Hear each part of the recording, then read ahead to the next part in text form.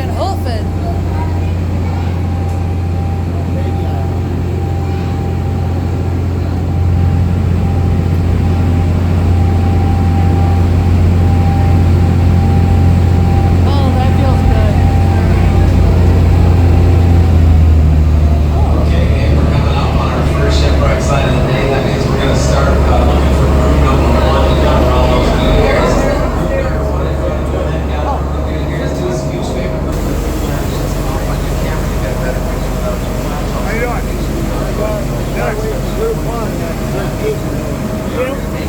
Downstairs, we have curtains we're going to close.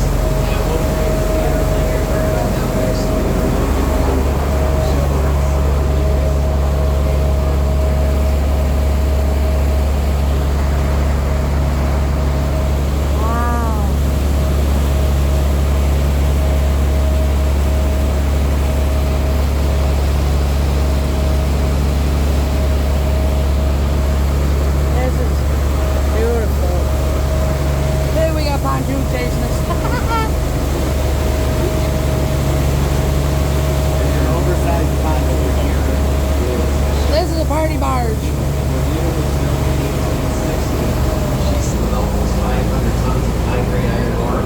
And when it passed north of Grand Island, the Bermuda ran into some rough weather, and she spread leaks in her wooden hull. The ship was taking on water, so the captain decided he would sail into Unising to seek shelter here in the National Protected Harbor. So they sailed into the bay and landed on a shoreline about 3 miles behind us back in town where the Nina Paper Company is, that big factory you might have noticed earlier. They landed over near there. The crew then quickly tied their lines to nearby trees to keep it in close to the shore. Now at the time there was no one living in Unising, so the captain and first mate hiked south to the nearest settlement. But when they returned to the shoreline the following morning, the Bermuda and 3 of her crew were gone. Somehow during the middle of the night, the ship slipped away from shore, uprooted the trees it was tied to, drifted into deeper water, and sank to about 70 feet. It must have went down so fast, 3 crew had no time to escape and perished in Lake Superior. By the way, the 3 crew were recovered a few days afterward, but as for the ship, it rested in 70 feet of water for the next 14 years. In 1884, a Canadian salvage company used hard hat divers and steam winches to hoist and tow the wreck 3 miles over here to Murray Bay of Grand Island. They salvaged most of the high-grade iron ore and then just left it fully intact in 30 feet of water. So that's what we'll look at first today. It comes within about 8 feet of the glass under the Shipwreck Express. So we're going to start with group number 1. I'm going to narrate as we go over the shipwreck. We'll spend about 6 minutes with them. After we show everything to group 1, we'll ask them to return to their seats, and then we'll call group 2 down for the same look. Now group 2, as you're waiting up here, feel free to look overboard. You don't need to worry about my visibility up here because I'm not going to be here. I'm going downstairs, but you're welcome to stand at the ends of the boat, the bow and stern. You'll get a sneak preview. And again, I'll call you down when I'm ready for group 2. Wow. You'll know it. Huh?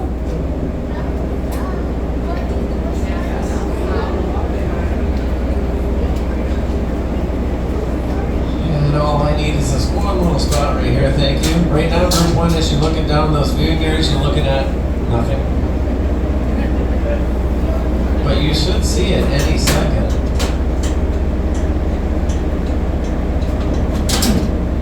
Oh, wow. So?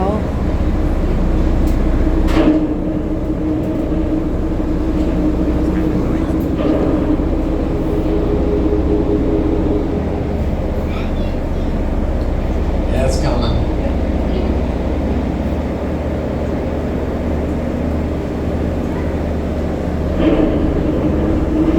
Now we're going to start at the bow. Now I'll place the bow stem in that back viewing area first, and then we'll make it come towards us again. So you're looking at that bow stem right there. That's only 8 feet from the glass. It's 9 feet under the surface, and then that is 30 feet to the lake bottom. Big iron strap wraps right over the tip of the bow right there. Now as we start to drift along here, you're going to see this massive rectangular tow post. Wow.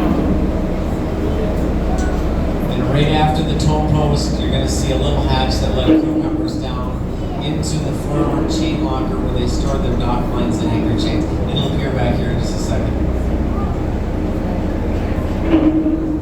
Wow. That is amazing.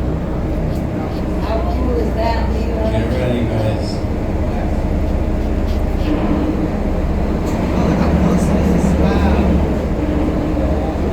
Look at that. 30 feet to the lake bottom. Again, the tow post next. Now the back viewing area, you guys are coming up on the foremast hull. It's about 3 feet in diameter. Doesn't look like it, but that's where the foremast came to the deck. Stood 110 feet tall. This was a 2-masted schooner. Masts were made of solid white pines. They probably came off when it sank. It was very common for a wooden ship to lose its mast. Now right behind the mast hole are 2 smaller holes there. Those are bilge wells. So when the ship took on excessive amounts of water from rain Wow. or wave action, crew members This couldn't is pump cool. water out of the hull. Here's the mast hole here. Then we see the rectangular cargo hatch. The Bermuda has 2 cargo hatches. When they loaded a ship like this back in the 1860s, they did it all by hand. They used shovels, buckets, wheelbarrows. It normally took about 4 days to load or unload a ship like this. Local farmers would go work at the dock, earn extra money. They'd make about $1 a day. Now this part of the shipwreck kind of dips down away from us a little bit. There's some damage done to the deck here. This was damage done by the mast boom. It crashed through the deck here. So you see this big long timber sticking out of there. That's the bottom of the mast boom. Wow. The boom is the part of the mast that sticks out horizontally and holds the bottom of the sail in place.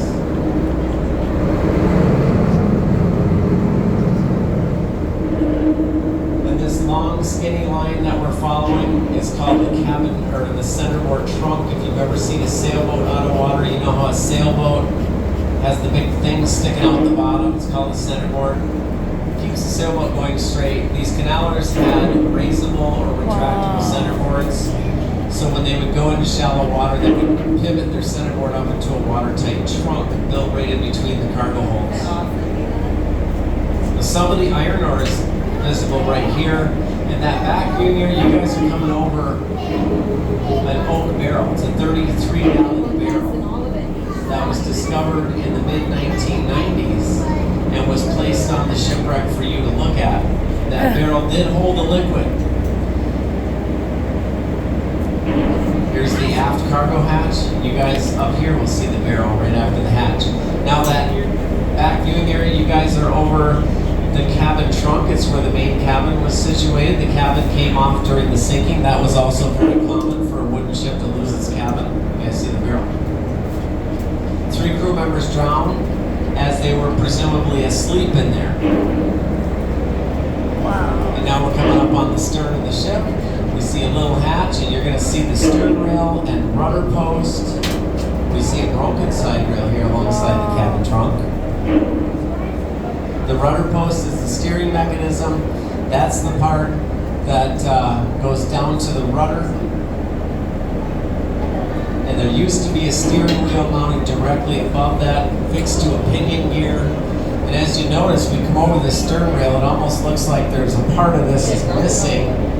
And it is. There used to be a cap on the stern rail. But after 2014, we saw 100-year lake lows or low levels on Lake Superior, and we had 7 feet of ice right here.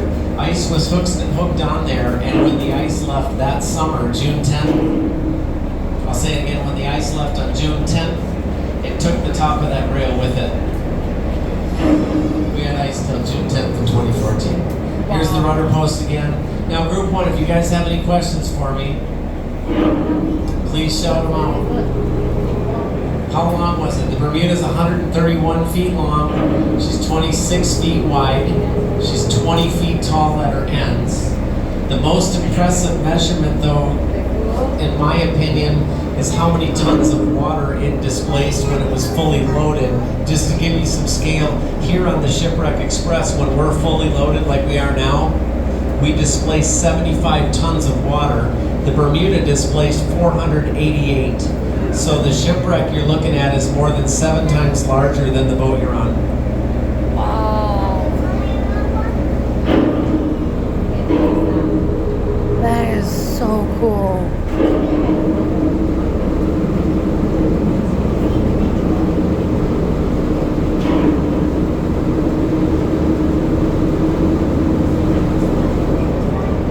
Wow.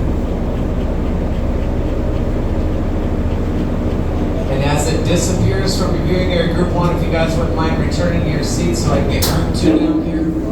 So I can show Group 2 the exact same thing, that would be awesome. And Group 1, if you guys